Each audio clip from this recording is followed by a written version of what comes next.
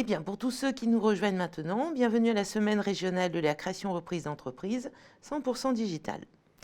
Les chambres de commerce et chambres de métiers de Bourgogne-Franche-Comté vous souhaitent une semaine riche en informations et restent à vos côtés pour vous accompagner dans vos projets. Je suis Edith qui sera présente sur le chat pour répondre à vos questions, donc n'hésitez pas. Et bien maintenant, place à l'atelier, l'organisation d'entrepreneurs, gestion du temps, priorité et urgence, utilisation de la mind map, animé par Claire Molles-Rota de Molles-Rota Stratégie. À vous Claire. Merci Edith.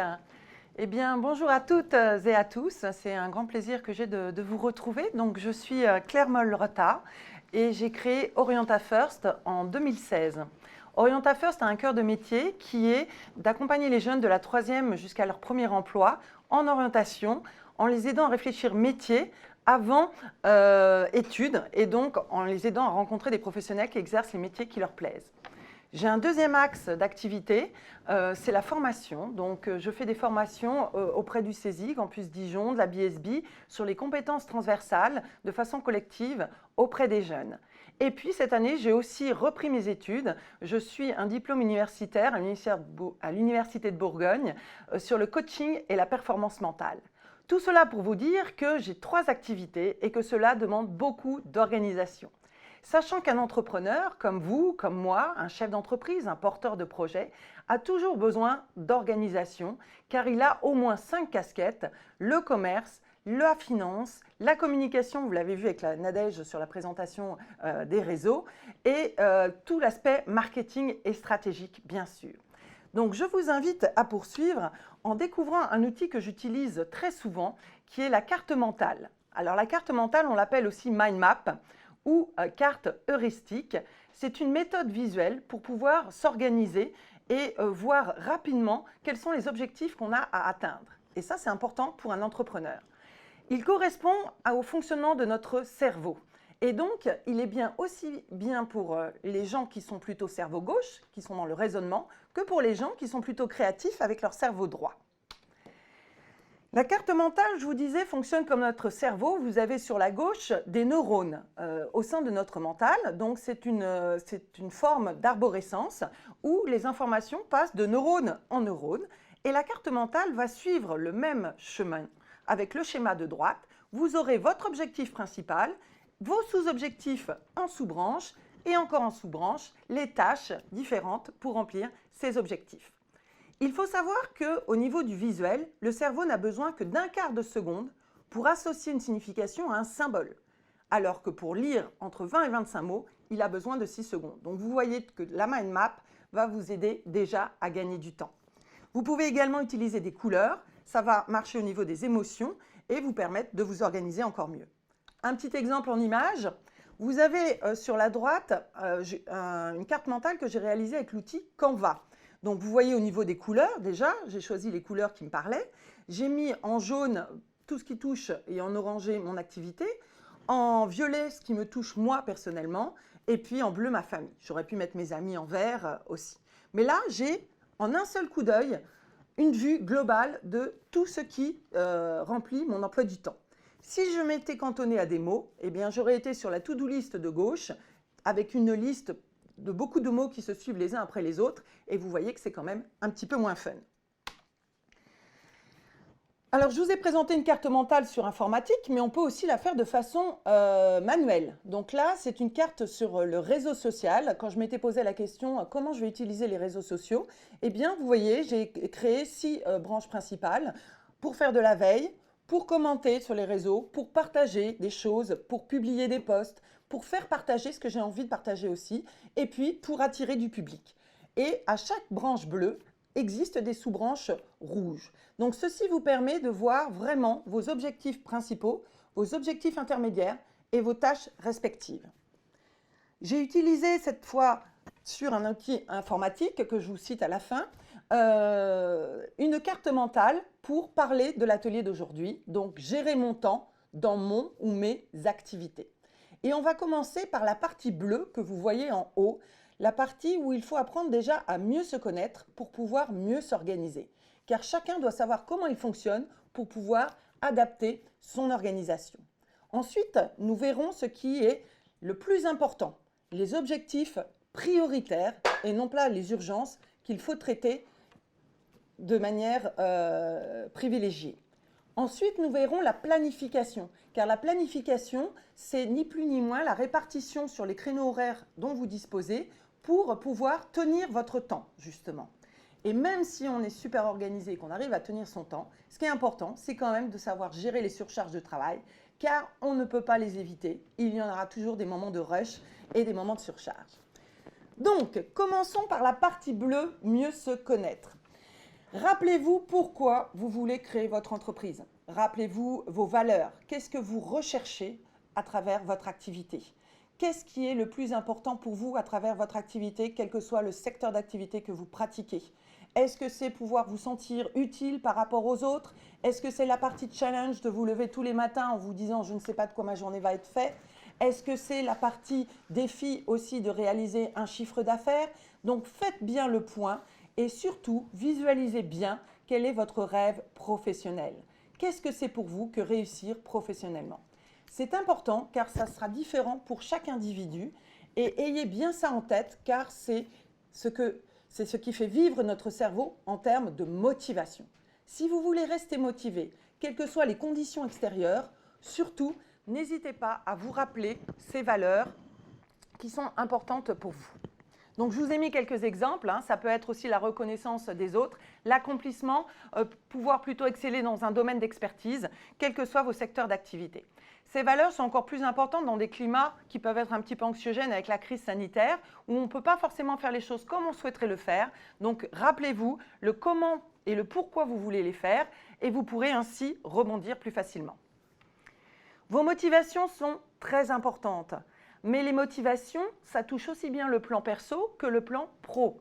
Donc, sachez ce qui vous motive dans votre activité professionnelle, sans oublier, et ça c'est un petit peu le piège de l'entrepreneur, votre partie personnelle. En effet, vous avez besoin de vous ressourcer. Et cette partie personnelle, on a un petit peu tendance à l'oublier. Parce que comme nous avons justement la gestion de notre temps à notre actif, on se plaint toujours parce qu'on est en train de courir après le temps, mais après tout, c'est nous qui le remplissons comme nous voulons ce temps pour la plupart des activités. Donc, prenez le temps d'organiser votre vie perso et votre vie professionnelle en conséquence. C'est souvent pour ça qu'on veut travailler à son compte. Donc, rappelez-vous vraiment de cet adage très important. Avec qui voulez-vous travailler? C'est la chance de l'entrepreneur. Il peut choisir les clients avec qui il peut travailler, les fournisseurs, etc. Projetez-vous aussi, qu'est-ce que vous aimeriez faire dans 5 ans et quel talent avez-vous envie de développer? Donc, tout cela, c'est des choses que vous devez au moins relire une fois par semaine pour vous remettre dans cet esprit de « mais pourquoi je fais ça? Qu'est-ce que je vise et où j'en suis ?» Votre énergie, énergie indispensable. Énergie, vous en donnez beaucoup, beaucoup pour votre travail. Vous en donnez aussi beaucoup pour votre famille et pour vos amis. Il est important de vous ressourcer également, d'être en forme, car vous savez très bien que vous ne serez pas efficace autant que si vous êtes fatigué, que si vous êtes au contraire au taquet et bien motivé. Donc, respectez et reconnaissez déjà votre rythme, à vous, votre biochronologie. Est-ce que vous êtes plutôt quelqu'un du matin? Si oui, eh bien, profitez-en pour vous lever le matin et travailler plutôt le matin et garder peut-être le temps de digestion, les tâches qui demandent un peu moins de réflexion. Si vous êtes plutôt du soir, eh bien, ce n'est pas pour ça qu'il faut faire la grasse mat pour autant, mais gardez les activités plus tranquilles pour le matin et les activités qui demandent une forte énergie plutôt pour l'après-midi. Il faut savoir que c'est souvent la matinée et aux alentours des 18 h que la physiologie humaine en général, mais c'est vraiment très particulier selon les cas, est optimale. Ce qui est important aussi, c'est que ce n'est pas parce que vous êtes entrepreneur que vous n'avez pas le droit de prendre des vacances. Donc, octroyez-vous des vacances et ça, vous devez les planifier dans votre agenda à l'année. C'est-à-dire qu'il c'est important de pouvoir vous déconnecter complètement du monde du travail, au moins toutes les 6 à 8 semaines. Donc, vous n'êtes pas obligé de partir un mois entier, mais déjà, si vous faites un break d'une semaine toutes les 6 à 8 semaines, ça vous permet de vous ressourcer et de retrouver de la créativité. Donc, n'oubliez pas aussi de faire des pauses régulièrement au cours de la journée. On va voir comment les planifier. Enfin, ce qu'on oublie parfois, c'est notre rapport au choix. Le rapport au choix, c'est important de savoir comment nous prenons nos décisions. En effet, certaines personnes savent prendre des décisions, mais ont un peu plus de mal à les tenir. Or, pourtant, prendre une décision, c'est inclus dedans, il faut savoir s'y tenir. Donc, si vous ne prenez pas des décisions par rapport à une tâche et que vous vous dites, là, je sais dans votre petite tête que vous commencez à procrastiner en disant « je sais que je dois faire ça ». Par exemple, pendant que je suis en train de vous parler, je pourrais penser à ce que je dois faire cet après-midi. Or, je me déconcentre à ce moment-là et je suis moins efficace pour être présente avec vous. Donc, j'ai pris la décision ce matin, avant de venir, de bien organiser mon emploi du temps de la journée pour faire des choix sur ce que je dois faire, à quel moment. Là, je suis avec vous et je me dédie complètement à vous. Donc, il faut prendre des décisions et s'y tenir. C'est important de clarifier les options. Si j'ai une tâche qui me vient dans ma tête, qu'est-ce que je me dis? Je me dis, je vais la traiter plus tard. Et dans ces cas-là, non seulement je me dis ça, mais je vais prendre mon agenda pour noter le jour où je dois la traiter. C'est-à-dire, je vais jusqu'au bout du traitement de la tâche. En effet, sinon je vais passer mon temps toute la journée à me dire, oui, je vais le faire plus tard, mais quand? Donc, je vous invite, à chaque fois que vous avez une nouvelle tâche à accomplir, à noter quelque part la date à laquelle vous la traitez. Il y a aussi des choses où on se dit « mais je vais rater une opportunité, je vais rater une chance, etc. » Là, par exemple, j'ai mis mon portable, je l'ai éteint. Ce n'est pas grave si des gens ou des clients, des prospects m'appellent. J'ai un répondeur, c'est fait pour ça à la rigueur. Donc, je ne vais pas rater d'opportunité. Si c'est vraiment important, si les clients sont vraiment intéressés par mon activité, ils me laisseront un message et je pourrai les retrouver par la suite. Donc, n'ayez pas peur de ça, de cette crainte de rater le business du siècle. Restez focus sur l'activité que vous êtes en train de faire en ce moment et prenez le temps de checker vos mails, vos messages sur répondeur pour des temps vraiment dédiés à cet usage. Et vos décisions, vous devez être en accord avec elles. C'est-à-dire qu'une fois que vous les avez prises, vous devez vous dire « Ok, c'est cool, je sais, c'est à tel moment que je vais les traiter et donc je me sens bien, j'ai la tête libérée et je suis plus disponible à ma tâche que je suis en train de faire actuellement. » Nous allons attaquer maintenant la deuxième partie, la partie verte, c'est-à-dire privilégier ce qui est le plus important au détriment de tout ce qui peut polluer notre quotidien. Dans un premier temps, je vous ai dit tout à l'heure de retrouver votre rêve professionnel. Votre rêve, c'est-à-dire votre rêve de réussite. Comment vous voyez idéalement votre activité, que ce soit dans la restauration, que ce soit la prestation de services, la fabrication de produits, comment vous le voyez de façon idéale. C'est très important de garder ça au niveau du mental pour garder ce que je vous ai dit, la motivation. Mais ce rêve, il faut qu'il colle à la réalité et pour cela, il faut le transformer en objectif. Et ces objectifs doivent, selon la méthode Target, qui est une méthode de préparation mentale, respecter la règle des 9 P. Ce sont les 9 mots commençant par la lettre P que je vous ai mis dans le diaporama. C'est-à-dire que pour chaque objectif qui va servir votre rêve, il doit être particulier, c'est-à-dire correspondre à une raison d'être. Ça peut être un objectif personnel, ça peut être un objectif professionnel. Et s'il est professionnel, il faut savoir s'il touche la communication, s'il touche votre envie de mieux vous faire connaître ou s'il touche l'envie d'être reconnu comme un expert dans ce domaine, s'il touche une envie financière de réaliser telle rémunération par mois. Donc, ça doit être à chaque fois un objectif particulier. Un objectif précis. Par exemple, si je prends le chiffre d'affaires comme objectif, c'est un objectif qui n'est pas assez précis. Ça pourrait être cœur de carte mentale, mais le chiffre d'affaires, dedans, il y a la marge, première branche. Deuxième branche, vous avez les charges que vous devez payer. Troisième branche, donc le bénéfice qui vous reste. Quatrième branche, la rémunération que vous vous octroyez, etc. Donc, faites bien des sous-objectifs qui soient précis et mesurables. Si vous ne visez qu'un chiffre d'affaires et que vous vous rendez compte qu'en termes de rémunération, eh bien, vous n'obtenez pas ce que vous souhaitez et que vous travaillez pendant des heures pour finalement gagner pas grand-chose au final, vous allez aussi vous démotiver. Donc, à vous de fixer vos objectifs de façon bien précise et de vérifier, de les checker régulièrement là encore pour voir si vous êtes vraiment en train de les atteindre ou pas. Si vous ne les atteignez pas exactement, soyez ambitieux, c'est l'objectif qui doit être possible. Soyez ambitieux, mais restez collé à la réalité. Soyez raisonnable. En année de démarrage, au début, évidemment, vous n'allez pas pouvoir être ambitieux tout de suite. Mais sur le long terme, car il faut aussi se projeter sur le long terme, imaginez une évolution et plutôt positive. Le plaisir est aussi indispensable, c'est-à-dire que vous devez aimer ce que vous faites au quotidien et faire ce que vous aimez. Donc, prenez du plaisir dans chaque objectif. Vous allez me dire, il y a des tâches qui, pour moi, sont moins agréables que d'autres. Ce sera votre point de vue, la façon dont vous voyez les choses, qu'il faudra peut-être changer dans ces cas-là. On va le voir plus tard.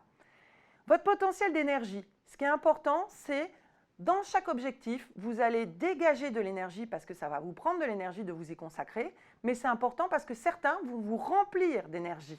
Je prends la compta dont on parlait à l'instant.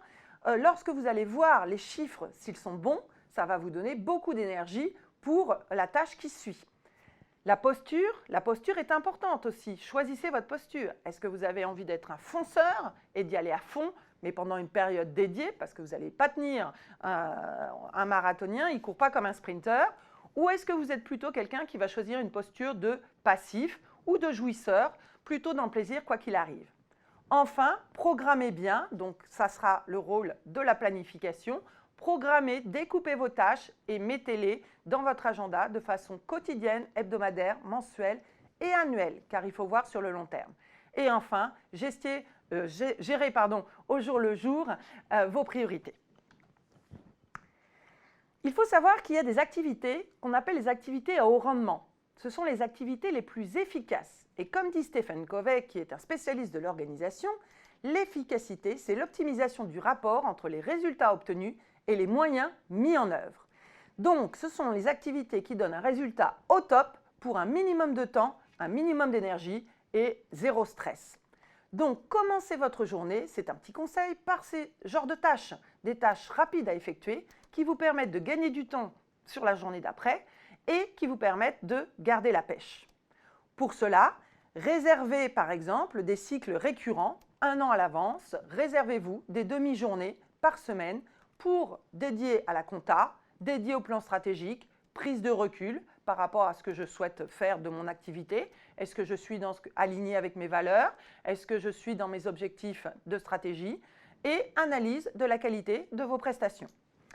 Il faudra aussi effectuer au moins une demi-journée par semaine réservée à votre veille concurrentielle. Que font vos concurrents au jour d'aujourd'hui? Comment ils se positionnent par rapport à la crise sanitaire, par exemple? Comment ils évoluent par rapport à leur secteur d'activité? Et puis par rapport aux besoins de vos clients, qui en fonction de la crise sanitaire peuvent évoluer également. Vous devez avoir ce genre d'activité à haut rendement au moins une fois par semaine. Et ça vous évitera la procrastination. Une activité efficace, ce n'est pas forcément une activité où vous vous éclatez. Vous ne faites pas quelque chose pour vous faire plaisir et qui ne soit pas efficace dans vos objectifs. C'est à l'inverse quelque chose qui soit efficace. Et le fait que ce soit efficace vous fera plaisir. Donc ne pas confondre la procrastination et les activités à haut rendement. Ah, la fameuse priorité plutôt qu'urgence. On a tous tendance à raisonner et à être en mode pompier, éteindre les incendies dans l'ordre. L'essentiel, nous dit René Char, est sans cesse menacé par l'insignifiant. C'est la fameuse matrice des priorités d'Eisenhower. En effet, il faut arrêter de se laisser séduire par les sirènes de l'urgence pour gérer ce qui est vraiment important pour vous, vos priorités que vous vous êtes fixées au début. Arrêtez d'être en mode pompier. Alors, je vous rappelle que l'urgent va comporter un petit risque à ne pas être traité immédiatement. Le danger peut être de perdre le business du siècle, mais comme je vous l'ai dit, il y a peu de chances parce que lorsque les clients ont un vrai besoin, ils reviennent vers vous. Une opportunité à ne pas rater, on peut toujours revenir, on peut répondre en disant « je ne suis pas disponible maintenant », on peut dire à un client « je ne suis pas disponible demain, mais je le suis la semaine prochaine ». Donc, on n'est pas obligé, ce n'est pas parce qu'on refuse quelque chose que c'est définitif. Mettez-vous le bien en tête.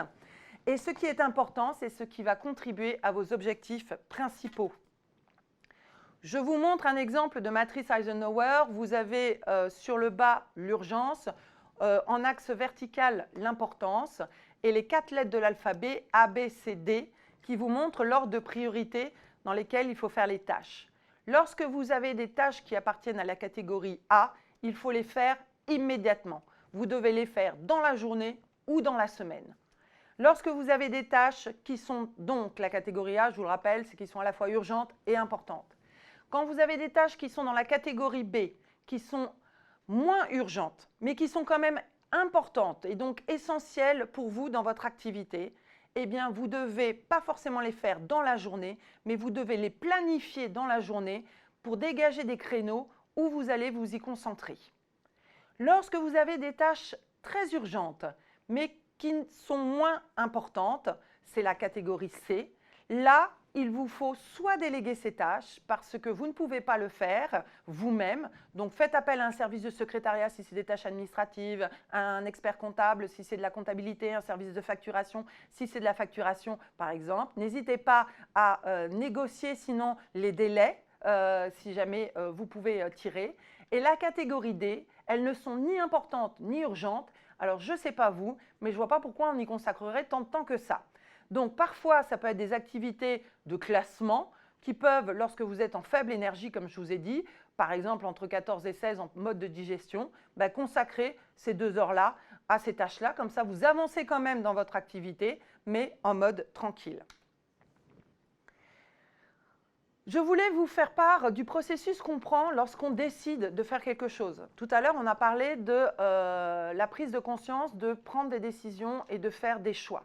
Tous les jours, on est obligé dans sa vie pro et dans sa vie perso de faire des choix. Alors, c'est important de savoir comment ce processus de décision se déroule. La première chose, c'est qu'il faut raisonner en termes de besoins. Donc, posez-vous la question, lorsque vous êtes en mode stratégie, face à une feuille blanche, de quoi j'ai besoin au jour d'aujourd'hui pour développer mon activité? Raisonnez pas en termes de solutions, parce que les solutions, ça va vous mettre la pression. Les besoins, ça va vous aider à raisonner en termes de moyens. Parce que quand vous allez vous dire, j'ai besoin de me faire connaître, j'ai besoin d'avoir plus de prospects, j'ai besoin que ma rémunération soit plus forte. Donc peut-être qu'il faut que j'élève mes tarifs, ou que j'augmente ma marge, ou que j'augmente le nombre de prospects, etc. Vous allez, vous voyez, de façon naturelle, faire des sous-branches dans votre carte mentale et exposer des sous-objectifs. Donc, raisonnez bien en termes de besoins. De quoi j'ai besoin? Une fois que vous avez identifié vos besoins, prenez une autre feuille blanche et notez dessus toutes les solutions qui vous viennent par la tête, même les plus farfelues. On le sait, les plus grands créateurs, les Steve Jobs et autres, ont eu parfois des solutions auxquelles personne n'aurait cru. Et pourtant, ça a été des solutions qui fonctionnent. Donc, on a tendance à se censurer. Ne vous censurez pas. Mettez par écrit toutes les solutions. Une fois que vous avez mis toutes les solutions en place, vous allez faire des paquets, catégoriser ces solutions par petits paquets, par catégorie. Et une fois que vous aurez fait ces catégories, vous allez décider de choisir de traiter cette première catégorie-là plutôt que les autres. Et une fois que vous aurez décidé, vous allez savoir avec quels moyens passer en action. Parce que décider, c'est passer à l'action. Ce n'est pas seulement s'arrêter en disant « je vais traiter ça ». C'est quand et comment. Nous allons continuer avec la planification, la partie rouge donc, de notre carte mentale. Pour savoir planifier son temps, encore faut-il savoir quel rapport au temps nous avons. Et donc, je vous invite à faire un petit exercice que j'ai moi-même fait.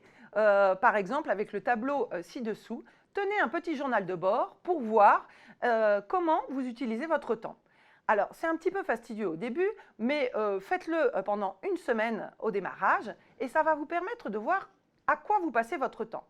Imaginons que votre journée commence à 9 h, qu'elle se termine à 20 h et donc entre 9 h et 20 h, vous allez noter sur votre journal de bord, à chaque fois que vous changez de tâche, vous notez une nouvelle ligne. Vous notez à quelle heure vous la commencez, cette tâche, à quelle heure vous l'avez finie, donc combien de temps vous y avez consacré. Vous notez à quel type d'activité, prioritaire, urgence, donc quelle lettre, A, B, C ou D, elle correspond, et à quel type d'objectif principal, communication, commercial, financier, stratégie, marketing, cela correspond. Et vous allez prendre le temps de noter tout cela. Ça vous permettra d'avoir du recul par rapport à votre gestion du temps et peut-être que vous allez vous rendre compte finalement que vous passez beaucoup de temps à faire des choses qui en demandent au final pas beaucoup. Donc ça va vous permettre de régler le curseur et de voir déjà de progresser. Alors une fois que vous aurez progressé, 3 semaines après, refaites ce petit journal de bord et voyez si vous avez pu améliorer votre gestion du temps. Deuxième activité, c'est passer directement par la planification en commençant par les priorités. C'est la fameuse vidéo que vous avez peut-être déjà vue sur les réseaux sociaux qui circule beaucoup du cours de philosophie dans les universités américaines. où vous avez le prof de philosophie face à sa classe qui met un vase transparent et qui explique, en le remplissant de balles de golf, qui demande à ses élèves « Est-ce que d'après vous, le pot est rempli ?» Et les élèves acquiescent en disant « Bah oui, on ne peut plus rien mettre. » Qui continue à mettre des petits gravillons. « Ah, est-ce qu'il est cette fois rempli ?» Oui, on ne peut plus rien mettre. Qui arrive à mettre encore du sable entre les gravillons et qui termine par mettre de l'eau. En effet, dans cet ordre-là, on arrive à tout mettre, c'est-à-dire les objectifs principaux, les balles de golf, mais également les petits gravillons, les tâches, les sous-tâches, le sable, les sous-sous-tâches et même de l'eau. On aurait commencé par les tâches les moins importantes, l'eau. Il aurait été compliqué de mettre les balles de golf sans faire déborder le vase. Donc c'est pour ça qu'il est important de clarifier vos objectifs et ceci en parallèle, vie pro, vie perso. Ça, j'insiste énormément. Nous avons tous des vies qui ne sont pas faites que de la vie pro. Votre agenda doit commencer de votre lever jusqu'à votre coucher. Donc, il doit mélanger vie pro et vie perso. Si vous avez des enfants à aller chercher à l'école, c'est peut-être une priorité aussi importante pour vous que de faire du chiffre d'affaires. À vous d'évaluer l'importance de chaque tâche, qu'elle soit professionnelle ou personnelle. Parce que sinon, vous allez être frustré si vous vous concentrez que sur votre travail et que vous délaissez votre vie personnelle, alors que pour vous, elle a autant de valeur, voire peut-être plus que votre vie professionnelle. Découpez ces tâches en objectifs importants, planifiez-les en privilégiant les premières tranches horaires de la semaine sur les priorités. Réservez-vous, comme je vous ai dit, des demi-journées de réflexion et de veille sur la concurrence. Anticipez la recherche d'informations et faites au moins une activité importante liée à votre priorité une fois par jour pour garder la pêche sur le temps et limiter le reste sur tout ce qui concerne l'eau, limiter ces tâches-là et réviser régulièrement vos priorités qui peuvent changer au jour le jour. En effet, vous avez un enfant qui tombe malade, la priorité, ce sera de soigner cet enfant. La planification doit se faire sur le court terme, le jour, comme je vous l'ai dit, mais aussi sur le long terme et le moyen terme. Alors, sur le long terme, ça va être la première année où vous commencez, mais vous allez pouvoir tout de suite voir qu'il y a des cycles dans votre activité. Moi, par exemple, en termes de l'orientation, eh bien, je suis en plein dans le temps, les 3 derniers mois de l'année, c'est le temps fort de l'orientation parce que c'est le temps des salons étudiants qui sont en visio en ce moment. C'est aussi le temps où va s'ouvrir le logiciel pour s'inscrire dans le supérieur. C'est aussi le temps où les élèves viennent de rentrer et donc réfléchissent à l'orientation pour l'année prochaine. Et donc, généralement, de octobre à mars, j'ai une activité qui est très lourde au niveau de l'orientation. La formation, c'est plutôt sur toute l'année, voire même sur l'été. Donc, à vous de repérer sur le long terme les pics d'activité pour pouvoir vous ressourcer avant chaque pic. C'est important. Ensuite, sur le moyen terme, eh bien, c'est tout ce qui est mensuel et hebdomadaire. Donc, prenez le temps, comme je vous l'ai dit, de faire le check-up où vous en êtes au niveau de votre stratégie et de ce que vous voulez faire et de poser vos temps de récupération. Les temps de récupération, ça peut être avec vos amis, avec votre famille, mais aussi avec vous-même. Ça peut être de la méditation, ça peut être aller faire un petit peu de yoga ou de reiki, ça peut être aller faire du sport. Chacun aura sa ressource comme il le souhaite. Et puis le court terme. Le court terme, sachez que notre cerveau ne peut être concentré qu'entre 1h30 et 2h maximum. Au-delà, il vous ment. Il vous ment dans le sens où, vous savez, lorsque vous avez commencé peut-être une fois à pratiquer un sport et au début, vous ramez en jogging, enfin là c'est un peu du vécu perso, je rame en jogging au début et je me dis mais je ne vais jamais tenir les 5 minutes, etc. Et puis au bout de 2 minutes, je commence à me sentir vraiment en forme en me disant ah, c'est génial, etc. Bah oui, parce que mon cerveau a créé des hormones, les hormones du plaisir comme on les appelle, et donc j'ai l'impression que je vais être au top. Or, il faut faire attention parce qu'on a l'impression qu'on est concentré, mais je peux vous garantir que scientifiquement, c'est prouvé, au-delà de 2 heures, votre concentration, même si votre cerveau vous dit l'inverse, elle est en train de chuter. Donc, ça ne sert à rien de travailler plus de 2 heures d'affilée. Moi, je vous invite plutôt à planifier des tranches de 1h30 et de faire des petites pauses. C'est important. C'est important à la fois pour la concentration, mais aussi pour votre corps. On est, vous le savez, dans une société où on est de plus en plus sédentarisé et donc on est assis toute la journée devant des écrans. Donc pour nos yeux, c'est bien de pouvoir les reposer aussi. Donc laissez bien un temps tampon entre chaque activité. Toutes les 2 heures, changez d'activité et donnez-vous un petit quart d'heure de récup visuel, allez vous faire un café, un thé, une petite tâche ménagère entre-temps, comme ça vous avez l'impression en plus d'avancer sur la vie perso. Ça vous fait marcher en même temps, comme ça vous ne restez pas assis toute la journée. Donc c'est important de faire des pauses régulières. Et ces petites pauses, elles ne vont pas vous déconcentrer, elles vont vous aider à vous réénergiser. Et en temps réel, ce qui est important, c'est que chaque fin de journée, je vous invite, avant de quitter votre sphère de travail, alors que ce soit chez vous, si vous êtes confiné, la partie où vous êtes un petit peu, dans la mesure du possible, isolé, eh bien, faites table rase sur votre bureau, préparez les dossiers que vous avez à traiter pour le lendemain, préparez, vous savez comment préparer son cartable quand on était petit avant d'aller à l'école, eh bien, préparez votre bureau, préparez les dossiers sur votre ordinateur, comme ça vous allez pouvoir quitter votre bureau la tête pleine, heureuse et tranquille et vous dire, eh bien, je laisse mon travail de côté, maintenant je me concentre à ma soirée avec ma famille. Et le lendemain matin, vous gagnerez du temps pour pouvoir vous remettre immédiatement au travail. Vous savez quoi faire. Vous n'avez plus besoin de réfléchir à « mais par quoi je vais commencer ?» Faites un petit rétro-planning. Je vous ai parlé des pics au cours de l'année et au cours des mois à venir. Faites-vous un petit rétro-planning, c'est un outil très important. Par exemple, lorsque vous avez une stratégie de communication à mettre en place, eh bien, plutôt que de se dire, par exemple, pour être efficace sur les réseaux sociaux, il faut faire plusieurs publications dans la semaine, plutôt que de vous dire le lundi, alors qu'est-ce que je vais programmer, qu'est-ce que je vais publier sur les réseaux sociaux, faites-vous un rétro-planning sur l'année. Selon l'activité, ça peut être les fêtes si vous êtes commerçant par exemple, pour moi c'est lié à l'orientation comme je vous l'ai dit, faites-vous en fonction de l'actualité de l'année des posts à publier et comme ça votre planning, votre rétro-planning il sera prêt et il n'y aura plus qu'à lancer, ce sera programmé à l'avance et il n'y aura plus qu'à lancer les publications. Donc là aussi vous aurez un petit gain de temps. Mais comme je vous l'ai dit, on peut être super organisé, il y aura toujours de la surcharge de travail qui arrive au dernier moment. Alors, je vais revenir sur le fameux outil Pareto dont vous avez forcément entendu parler. Vous savez, Pareto nous explique que sur 80% de notre chiffre d'affaires, en fait, ce 80% de chiffre d'affaires, il est réalisé que par 20% de nos actions et de notre travail. Et si on retourne à l'envers, ça veut dire que 80% de notre temps nous fait gagner que 20% de notre chiffre d'affaires.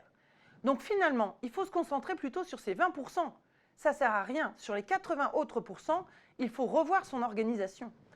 Revoir son organisation, c'est déjà alléger les 40% de tâches. Ensuite, c'est arrêter avec le perfectionnisme. Sous prétexte qu'on est à notre compte et qu'on a le temps de pouvoir faire, on veut toujours faire mieux. Mais à un moment, est-ce que le client va vraiment voir le mieux? Est-ce que ce n'est pas pour se faire plaisir? Et finalement, ce sera peut-être bien quand même si ce n'est pas le top du top. Donc, ce qui est important, c'est de faire attention, de ne pas procrastiner, de remettre au lendemain et d'éviter le perfectionnisme. Et enfin, il y a des tâches qu'on peut complètement supprimer. Donc, concentrez-vous sur l'essentiel puisque vous voyez que finalement, ce sont vraiment les tâches essentielles qui vous rapportent économiquement de l'argent. Identifiez le temps que vous perdez. Comment on identifie un temps perdu? C'est très simple. Dès lors que vos émotions prennent le dessus en termes « je m'ennuie »,« je suis agacé », j'ai l'impression de ne pas être au bon endroit, là je suis en train de regarder une visio, mais je ne suis plus concentrée. Alors là, il y a un choix à faire. Soit vous changez votre point de vue et vous vous dites, voilà, comment je peux profiter de l'instant présent et me dire que là, la visio par exemple, le direct que je suis en train de regarder va me permettre de m'organiser beaucoup mieux et de gagner du temps dans mon activité. Donc vous changez votre mindset. Soit vous vous dites, bon, là j'avais vraiment quelque chose d'important à faire, c'est pas grave, je regarderai le replay plus tard. Sauf que vous n'aurez pas la possibilité de poser des questions comme vous allez pouvoir le faire dans quelques minutes. Parce que j'ai oublié de vous dire que Edith est en train de noter toutes les questions et les remarques que vous pouvez dès à présent poser dans le chat. Et j'ai bientôt terminé. Ensuite, vous ne devez pas subir les tâches, jamais. C'est-à-dire, encore une fois, assumer vos choix. Et pour cela, ayez toujours sur vous quelque chose pour noter. Alors, ça peut être votre portable, ça peut être un carnet papier, si jamais vous êtes plus, comme moi, plutôt génération papier. À chaque fois qu'une idée vous vient, alors que vous êtes en train de travailler sur une tâche, quand vous êtes dans une salle d'attente chez un médecin, lorsque vous êtes dans un transport en commun, etc., ne le laissez pas dans votre tête parce que vous allez avoir peur de l'oublier et puis ça va vous empêcher de vous concentrer sur la tâche que vous êtes en train de faire. Notez-le quelque part. Ayez un endroit pour stocker toutes les bonnes idées. Et revenez-y régulièrement pour savoir. Donc, entraînez-vous à rester concentré. Lorsque vous êtes sur une tâche, enlevez tous les dossiers qui n'ont rien à voir avec la tâche de votre bureau. Comme je vous ai dit, le soir pour le matin, tout doit être nettoyé. La méthode Pomodoro vous dit même que toutes les 25 minutes, vous devez faire une pause de quelques minutes, de 5 minutes. C'est optimal. Donc, mettez votre téléphone sur silencieux. Quand vous êtes en conférence, vous ne répondez pas au téléphone. Eh bien, quand vous êtes sur un dossier, ce n'est pas parce que vous avez la possibilité de répondre. Dites-vous que ça peut attendre la fin du traitement du dossier. Et enlevez vos alertes email. La fameuse to-do list dont vous avez entendu parler, eh bien, c'est le fameux endroit où on peut stocker, je vous ai dit, toutes les choses à faire. Il y a des applis téléphone aussi maintenant où vous pouvez noter toutes vos idées, etc. Mais là, je vais vous parler de la méthode de François Délivré qui donne la méthode pour qu'une to-do list soit optimale dans la journée. Alors, le matin, prenez toutes les tâches que vous avez envie de faire, les tâches prioritaires. Vous incluez les imprévus. En effet, les imprévus, c'est un quart de votre temps. C'est-à-dire que si vous avez prévu une journée de 8 heures de boulot, eh bien, vous réservez 2 heures pour les imprévus. 2 heures où vous n'avez rien. 2 heures où vous ne travaillez pas. C'est réservé pour les imprévus. Sur les 6 heures donc qui restent, vous allez travailler. N'oubliez pas les temps tampons de 15 minutes pour faire les pauses. Donc, vous n'avez plus que 6 heures déjà sur les 8 heures. Ensuite, mettez vos tâches. Si on dit par exemple sur les 6 heures, je vais faire une tâche par heure. Donc, je vais faire 5 tâches pour faire 5 heures. Ensuite, je vais mettre par ordre de priorité d'abord la tâche numéro 1, la tâche numéro 2, la tâche numéro 3. Et puis, voyez si ça rentre. Si jamais ça ne rentre pas, parce qu'il y a les pauses tampons, comme je vous ai dit, tous les quarts d'heure, enfin pas tous les quarts d'heure, pardon, toutes les heures 30, 2 heures, vous faites un quart d'heure de pause tampon, eh bien, peut-être faites-en moins, faites que 3 tâches. Mais au moins, avec cette méthode, vous serez sûr d'avoir fait une tâche efficace par jour. Pour terminer, la gestion des mails. La gestion des mails, posez-vous 4 questions. Je reçois un mail. Alors, je vous invite en fait à checker vos mails 2 fois par jour. Fin de matinée, enfin milieu de matinée, et puis vers les 5 heures, pour pouvoir répondre en cas d'urgence avant que les gens quittent le bureau. Lorsque vous recevez votre mail, si la réponse nécessite moins de 2 secondes, vous répondez tout de suite. Si le mail est important et urgent, avec une réponse qui nécessite plus de 2 secondes, c'est-à-dire qu'il y a une pièce jointe à envoyer qu'il faut que vous alliez rechercher dans votre ordinateur, etc., bah, soit vous la traitez tout de suite, soit vous pouvez la planifier en disant « je fais ça dès demain matin ». Si vous avez un mail qui n'est ni urgent ni important, avec une réponse supérieure à 2 secondes, notez à différer. Donc archivez-le ou notez-le comme quoi c'est lu, mais que ça doit être traité plus tard. Et puis enfin, si vous recevez un mail qui n'a pas besoin d'être traité, la fameuse inscription au newsletter, etc., bah vous archivez, voire vous supprimez si vous ne le souhaitez pas. Donc c'est la méthode CAP. Quand j'ai un mail, qu'est-ce que je fais? Est-ce que je traite? J'agis? Est-ce que je le classe ou est-ce que je le jette? Pour terminer, quelques petites astuces que j'avais envie de partager avec vous. Comme je vous l'ai dit, c'est très important de préparer le soir son plan de travail pour le lendemain. C'est très important aussi de le faire le vendredi soir parce que les week-ends sont importants pour se ressourcer. Donc c'est important aussi de le faire le vendredi soir pour que votre bureau il soit prêt le lundi. L'espace pour stocker vos informations. Votre automotivation, je vous ai dit, c'est la façon dont vous voyez le point de vue. Si pour vous, les tâches de comptabilité ne sont pas plaisantes, eh bien, dites-vous peut-être que c'est pas pour vous, vous n'avez pas l'amour des chiffres, mais quand vous voyez quand même au final ce qui rentre sur votre compte, c'est quand même pas mal au niveau de la satisfaction personnelle de se dire qu'on ne travaille pas pour rien et que ça nous rapporte quand même un petit peu d'argent. Et puis, gardez toujours votre agenda dans lequel, encore une fois, vous devez mettre à la fois vos agendas perso, vos 2 heures d'imprévu par jour et votre agenda professionnel. Et donc, avec tous les rendez-vous récurrents, lorsque vous avez des séminaires à faire, des rendez-vous avec des salons, etc., vous devez les mettre car vous savez longtemps à l'avance quand ont lieu ces événements et vous devez en tenir compte. N'oubliez pas de sauvegarder sur disque dur tout ce que vous faites sur ordinateur. Double disque dur externe, m'a dit mon prestataire informatique. C'est dommage de perdre des données. Là, en perte de temps, je ne vous raconte pas. Et sachez vous entourer de gens positifs, de pairs. Pour cela, vous avez justement avec la CCI tous les petits déjeuners, que ce soit en visio ou en réel, pour vous entourer d'entrepreneurs comme vous et pour participer les astuces et les bonnes pratiques. Je vous ai mis ici les ouvrages dont je me suis inspirée pour l'organisation, ainsi que les outils Canva et TableauF, qui sont des outils pour faire les mind maps de façon informatique. On peut également les faire de façon manuelle. Alors là, c'était en 2016, donc je vous demande d'être un petit peu indulgent avec moi. C'était mon logo Orienta First. Je ne suis pas graphiste, au secours, mais avec les 5 branches principales, quelles étaient mes cibles, quels étaient les contenus que je voulais faire, au niveau argent, ce que je souhaitais rapporter, mes objectifs, ma communication. Et vous voyez, j'avais mis beaucoup de sous-branches de différentes couleurs. Et j'ai gardé ce schéma, même si je l'ai un petit peu modifié. J'ai gardé, je le fais évoluer au fur et à mesure. Je vous remercie pour votre attention et je vais laisser Edith revenir vers moi avec toutes les questions que vous souhaitez me poser. On a encore une petite vingtaine de minutes, je crois. Eh bien, merci Claire pour toutes ces informations très intéressantes. À la base, la carte mentale, bien se connaître pour mieux s'organiser, la planification, l'organisation, bien sûr. Justement, par rapport à cette question d'organisation, plusieurs questions. Alors, comment faire pour bien classifier chaque tâche? La durée des tâches? Si la tâche prévue est largement dépassée, comment faire? On termine, on abandonne toutes les autres? Voilà, c'est la question de gestion du temps quelque part derrière, si je ne me trompe pas. Tout à fait, tout à fait. C'est-à-dire qu'on a tendance, quand on a une tâche et qu'on est bien concentré dessus, alors c'est un petit peu comme quand vous allez sur un site internet, vous savez, vous commencez à cliquer sur un lien et puis vous cliquez sur un sous-lien, etc. Et donc, vous n'en sortez jamais. Si vous voulez être maître de votre temps, c'est à vous de décider. C'est à vous de décider de quand vous allez commencer votre tâche et à quel moment vous allez vous arrêter. Et ça va être en fonction de votre journée. Et votre journée, ça ne va pas être la même lundi ou mardi.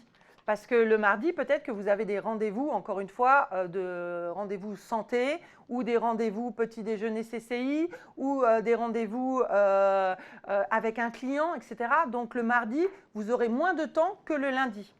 Et il ne faut pas se dire, quand je me lance sur une tâche, je vais attendre de la terminer pour pouvoir passer à une autre tâche.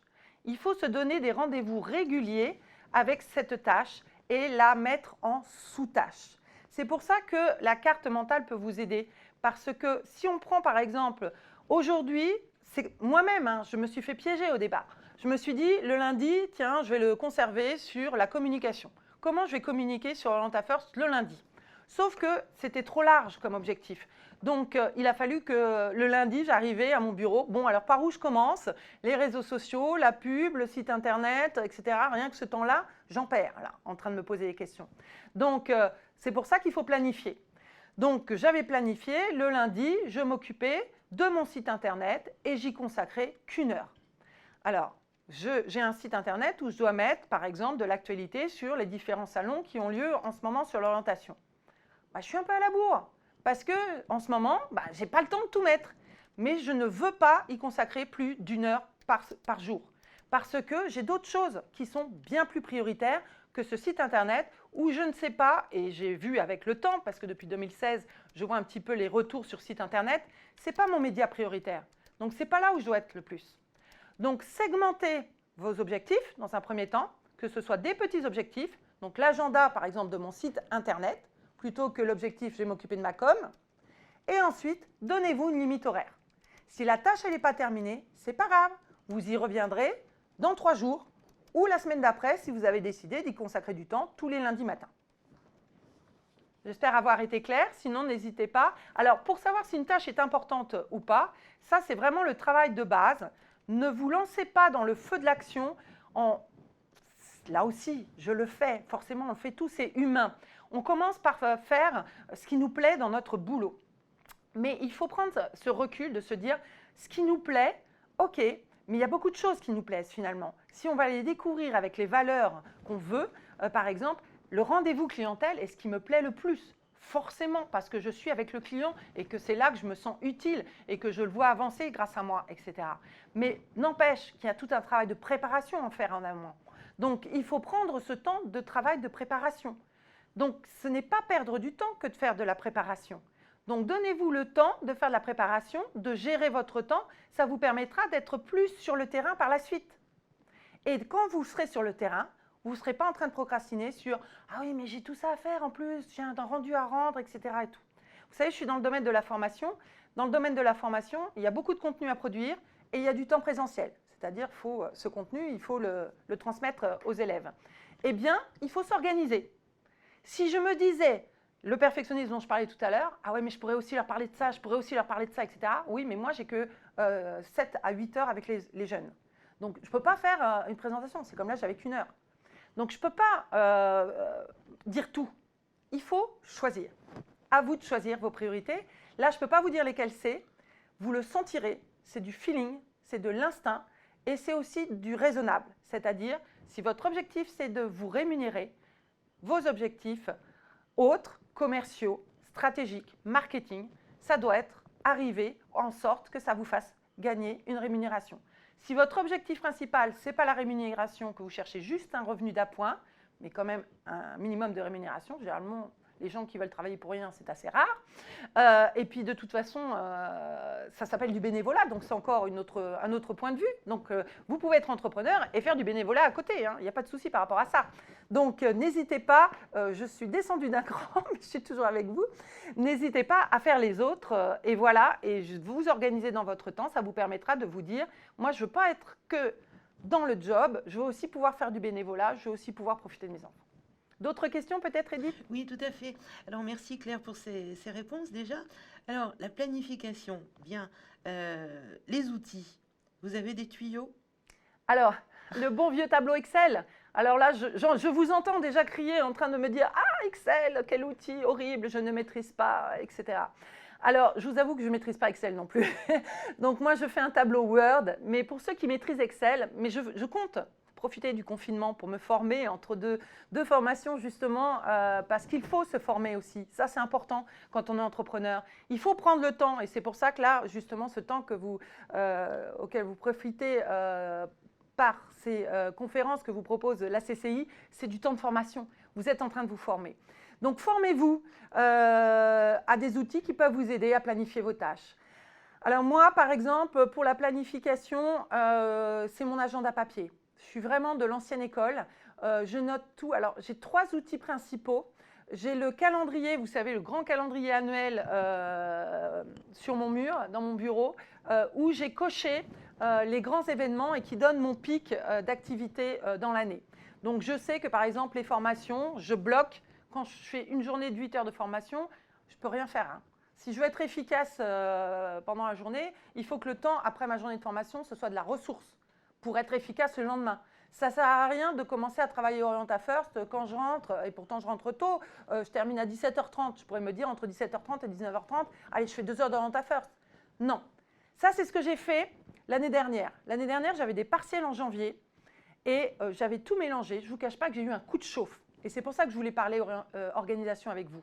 J'ai eu un coup de chauffe parce que dans la même journée, je me trouvais en train de faire des formations, en train de préparer la semaine de la créa, justement, et donc en train de faire aussi des conférences pour la création d'entreprise. Et en même temps, je devais réviser mes cours et assister à mes cours à l'université. Je ne faisais que travailler. Pendant toutes mes vacances de Noël, je n'ai passé que mon temps à travailler, à travailler, à travailler. Et j'ai eu un coup de chauffe mental. Et là, je me suis fait peur. Je me suis dit, Claire, il faut arrêter. Alors, j'ai commencé à planifier en me disant, le lundi, ce sera le CESI, le mardi, ce sera la CCI, le mercredi, ce sera le diplôme, etc. Donc, vous pouvez faire comme ça aussi, si vous voulez. Si vous avez plusieurs activités connexes, ce qui est important, d'avoir des sources de revenus un peu divisées, faites jour par jour. Ça, c'est la première possibilité. Sinon, faites demi-journée par demi-journée. Mais ne changez pas toutes les heures. Parce que changer toutes les heures, c'est très compliqué. Alors, restez dans votre domaine d'activité. Par exemple, lorsque vous êtes commerçant, eh bien, ça peut être la gestion des stocks le matin et puis l'après-midi, je ne sais pas, la communication, par exemple. Mais faites pas 1 heure de communication, 1 heure de gestion de stock, 1 heure de commande de nouveaux produits, etc. Donc, prenez vraiment des laps de temps un peu plus longs. Donc, je prenais ce calendrier déjà pour noter les éléments récurrents et importants.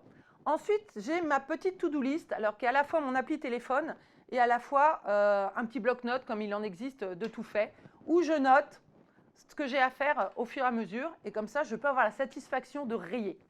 Mais je vous ai donné la méthode délivrée tout à l'heure, parce que La to-do list, ça peut être anxiogène. C'est comme le verre, hein, on peut le voir à moitié vide ou à moitié plein. Donc, ça fait toujours très plaisir de rayer. Mais par contre, quand on voit qu'il en reste 10 fois plus à faire, donc dites-vous que cette to-do list, elle n'est pas quotidienne. C'est un espace de stockage. D'accord? Donc, ce n'est pas grave si vous n'avez pas tout rayé. Utilisez la to-do list délivrée pour la journée, plutôt que la to-do list espace de stockage. Et enfin, j'ai mon agenda papier, où je note mon heure de réveil, comme dans le journal de bord, mon heure de faim, et je peux vous assurer qu'au départ, quand j'étais vraiment très à la bourre, parce que je ne suis pas mieux que vous, je suis en mode de test, tous les jours, j'essaye de progresser, moi aussi, je note mes progrès, et ça, c'est aussi très motivant. Eh bien, je me disais, allez, je grignote encore un petit peu, je travaille jusqu'à 20 heures, après tout, mon mari n'est pas encore rentré, donc allez, je peux m'octroyer un petit peu, etc. Mais ça fait des journées longues, ça fait des journées très longues.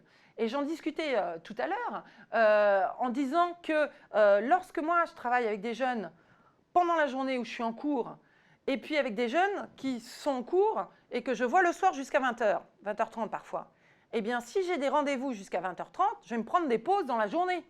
Parce que je ne vais pas pouvoir faire une journée de 8h30 à 8h30. Ça fait 12 heures. Bon, je compte une heure pour manger quand même, mais je me fais 2 heures de pause dans l'après-midi. Donc, planifier, c'est avoir un outil où tout ce que vous devez faire, y compris manger, y compris aller chercher vos enfants à l'école, y compris les rendez-vous médicaux perso, y compris faire votre sport, vous vous y tenez. Vous notez 3/4 d'heure dans votre agenda et vous vous y tenez. Alors finalement, chacun peut arriver à trouver ses propres outils qui peuvent être complètement différents pour un chef d'entreprise ou un autre. Mais qu'est-ce que vous pensez plus particulièrement d'outils en ligne? Parce que c'est vrai qu'on a tendance à se dire ça facilite.